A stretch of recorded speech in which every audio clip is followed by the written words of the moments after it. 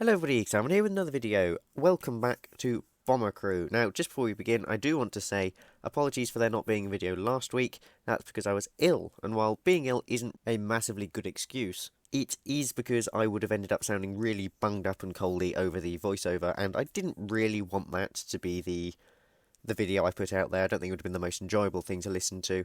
So I kept the footage, and I've now done the voiceover for this week's video. So I hope you enjoy. We started out with a look at the mission board, and I decided on this mission because we do have to fight an enemy ace in this episode. Now, this one was the shortest mission. It was the least likely where I thought things could go horribly wrong, which, considering we haven't played this in a while, is possible.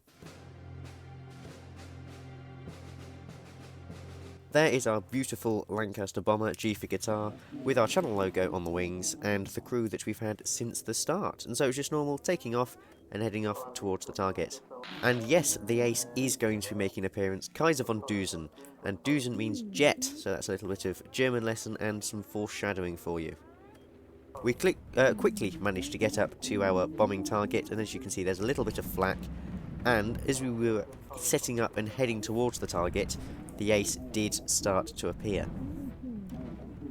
We ignored him though, and did manage to drop our bombs and destroy the target. And now it was all about destroying this enemy ace, which I started with firing a missile at him. It missed. He is in a jet, and this is quite fast. We started to climb up to try and get out of his and the way of many other aircraft, called in some Spitfire fighter pilots, and he was making passes at our aeroplane as we were shooting him as well.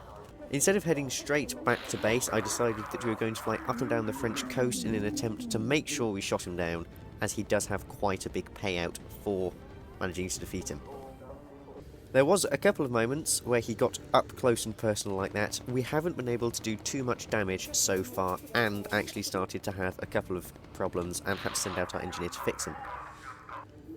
This was one of the more interesting moments where he gets pinned and a timer counts down. Managed to counter this the first time using a quick emergency dive. As you can see, whatever that timer counts down to, we didn't end up getting hit by it. It did happen again quite quickly, and the emergency dive wasn't quite ready, so I countered it this time by using the corkscrew. And you can see what he does is actually he fires off a small swarm of rockets, not guided missiles like ours.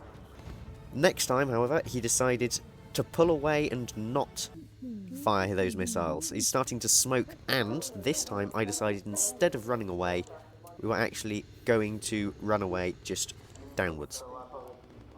Yeah, you thought I'd wait out, which I ended up doing.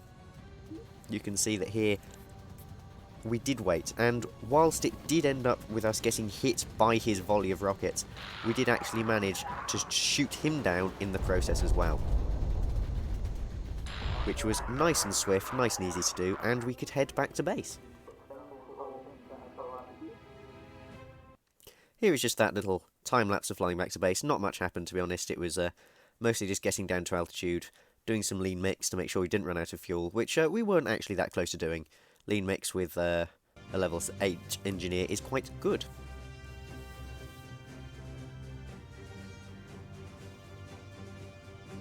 And there we go, a beautiful touchdown and the end to a successful mission. As you can see, managed to complete everything. 25,000 British pounds for that shoot down of the ace there. Everyone got back, you know that already. A couple of people level up, but not too much is unlocked other than new gun turrets, more powerful cannons, which we have in the two sort of centre fuselage turrets known as the dorsal and ventral turrets, and a couple of more powerful ammo-fed 303 caliber Browning machine guns. In order to fit them, we did have to downgrade one of the engines from level 5 to lightweight level 3, which did actually unlock more weight for us. And so we fitted the more powerful guns to the nose and the tail with the ammo feed, and upgraded the cannons on the upper and ventral turrets. Wasn't too much we could do other than that, and that is our video done. So thank you so much for watching. I hope you enjoyed. Goodbye.